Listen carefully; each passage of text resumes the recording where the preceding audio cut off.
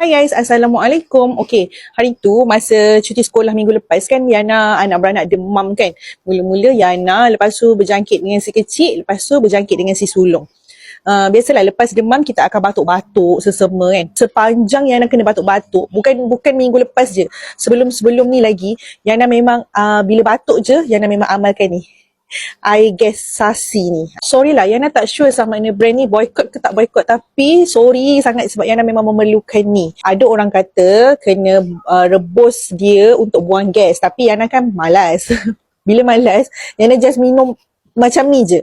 Bila Yana kena batuk-batuk je, Yana terus minum setengah cawan. Dan Alhamdulillah, batuk memang gone.